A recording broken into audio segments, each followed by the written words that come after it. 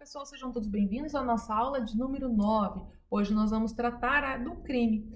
Nós vimos na teoria do crime que o crime ele é composto de fato típico, antijurídico e culpável.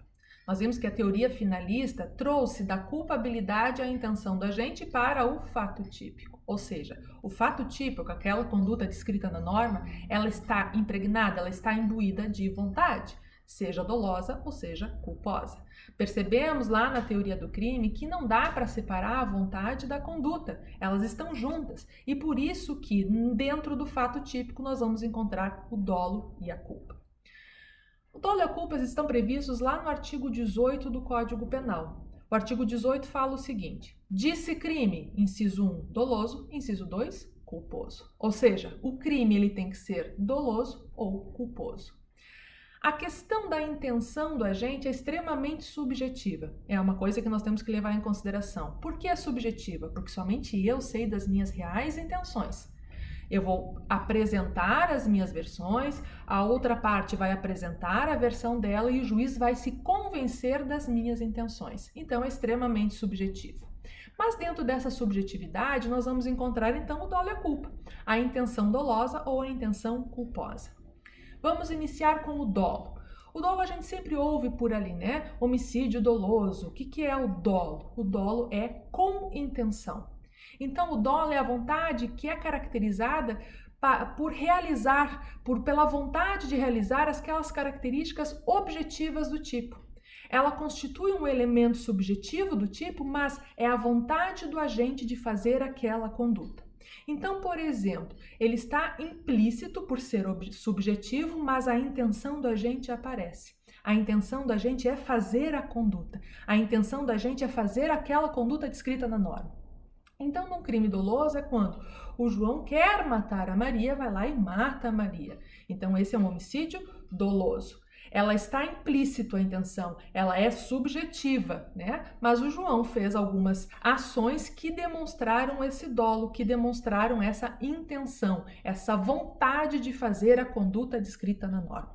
Então, o dolo é quando se tem vontade, é quando o agente demonstra vontade de praticar a conduta típica.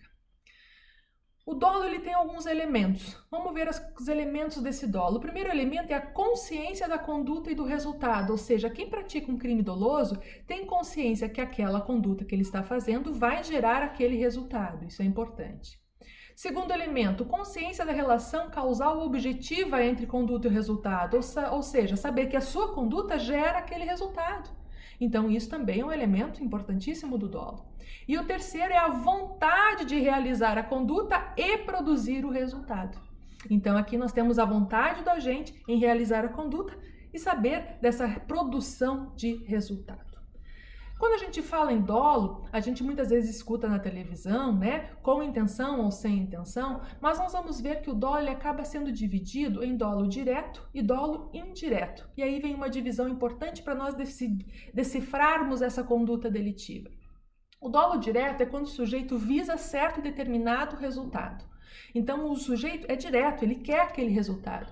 O João quer matar a Maria. O João vai lá e dá um tiro na Maria. Isso é um dolo direto. Ou seja, onde ele quer fazer ação, ele sabe que da ação gera o resultado e ele quer aquele resultado, ele pretende aquele resultado, ele faz essa ação pretendendo, dirigida àquele resultado específico. Esse é o dolo direto. No entanto, nós vamos encontrar alguns crimes que nós não vamos encontrar tanta retidão nessa vontade do agente no resultado produzido, que são os dolos indiretos.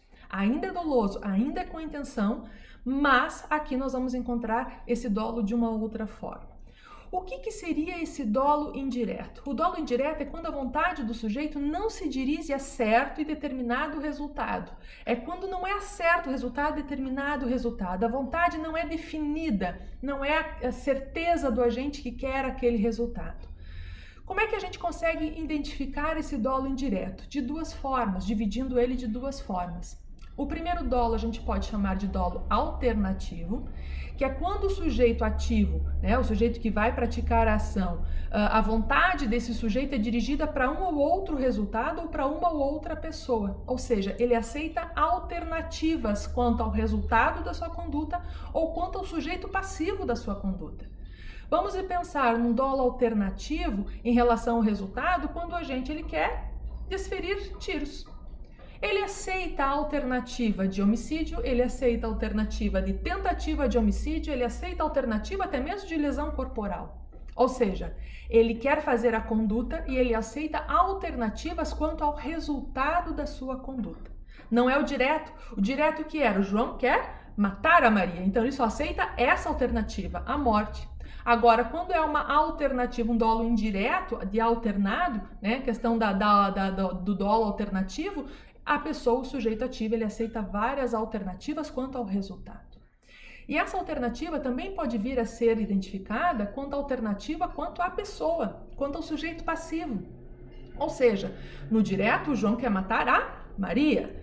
No dolo alternativo quanto à pessoa, o sujeito quer praticar a conduta independente de quem seja o sujeito passivo. Então nós temos aqueles casos, um sujeito que entra no cinema e deflagra tiros, nós temos aí um dolo. Esse dolo é direto? Não, esse dolo não é direto, ele é alternativo. Por que alternativo? Porque ele aceita alternativas quanto ao resultado, ele está aceitando matar, está aceitando também a tentativa de homicídio ou até gerar apenas uma lesão corporal, e ele está aceitando também a pessoa que for. Ele não tem aquele dolo direto, não é aquela pessoa que ele quer vir a matar, é qualquer pessoa.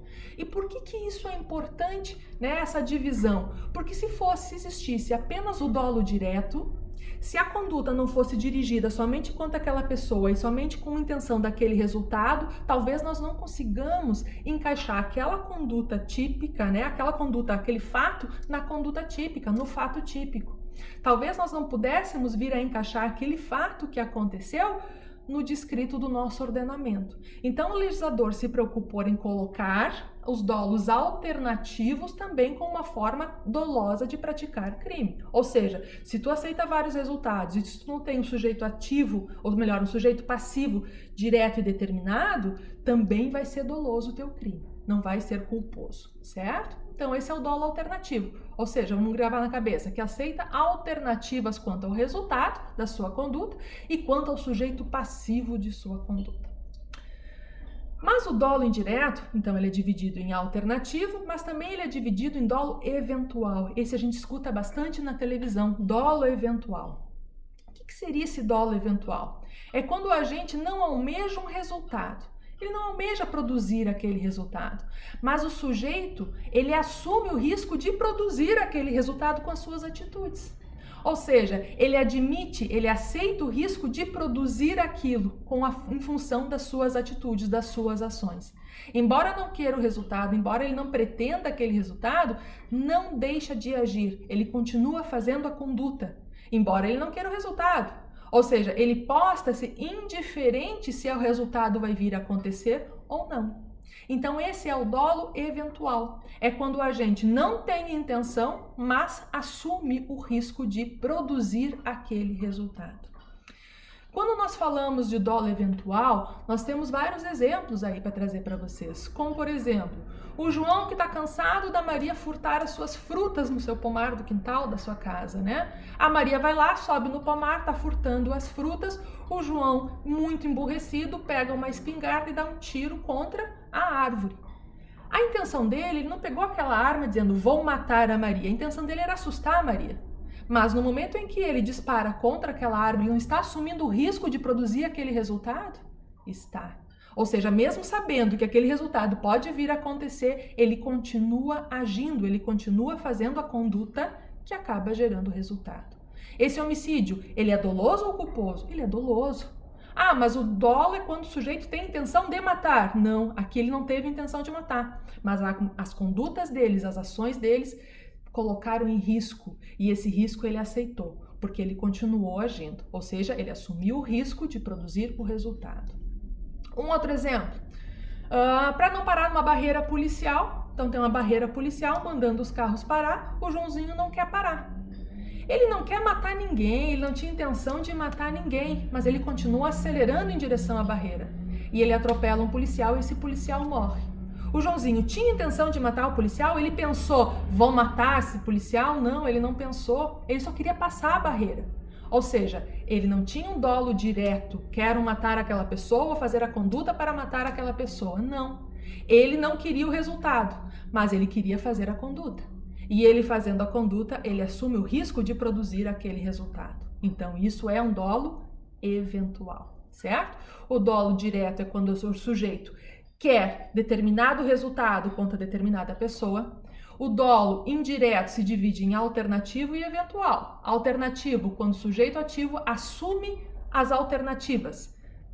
Ok para as alternativas, quanto o resultado, ou seja, um resultado ou outro eu estou aceitando, e contra a pessoa, não importa quem seja o sujeito passivo, eu vou fazer a conduta e pronto. Então nós temos o alternativo. Já o eventual, o sujeito não quer o resultado, mas ele assume o risco. Ele acaba apostando-se indiferente à possibilidade do resultado, ou seja, tanto faz, eu vou fazer, se acontecer, aconteceu. Esse é o dolo eventual. E é muito importante para depois nós conseguirmos identificar a diferença entre dolo eventual e a culpa consciente, que são muito parecidas e a linha é muito tênue entre uma e outra, nós vamos ver a seguir. Mas antes de ver os crimes culposos, nós vamos ter que ver uma característica singular ainda do dolo, porque o dolo vai depender do tipo de crime. Nós vamos encontrar o dolo de dano e o dolo de perigo. E aí a gente tem que retomar a aula passada. O que são crimes de danos e o que são crimes de perigo? Crime de dano é aquele que danifica o bem jurídico tutelado. O crime de perigo é aquele que não danifica, aquele que bota em risco. O crime de dano precisa lesar o bem jurídico para consumar. O crime de perigo não precisa ter a lesão do bem jurídico. Basta expor a perigo, o crime já está consumado. Lembrando que é crime de dano, que é crime de perigo, agora a gente insere o dolo. Qual que seria o dolo de dano? Onde o sujeito quer o dano ou assume o risco de produzir o resultado. Ou seja, é onde o sujeito aceita esse dano ou, no caso do dolo eventual, assume o risco de produzir esse resultado danoso. Já os crimes de perigo, a gente não quer e nem assume o risco do dano. Ou seja, o crime de perigo, ele não quer o dano. E ele não assume o risco de produzir o dano. Onde é que está o dolo, então? Está no perigo.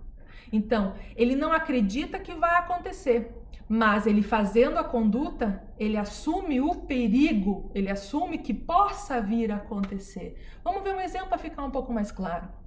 Um agricultor que não oferece, não fornece os equipamentos de proteção para os seus funcionários quando forem colocar veneno na lavoura, né? Então ele não oferece máscara, não oferece luva.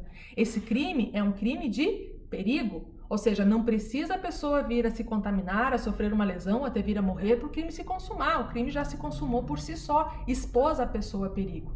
E esse crime é doloso porque ele intencionalmente não forneceu os equipamentos. Um outro exemplo, uma mãe que sai de casa, sai para trabalhar e deixa uma vela acesa, né, para iluminar a casa, e o seu filho está lá dentro e essa casa pega fogo.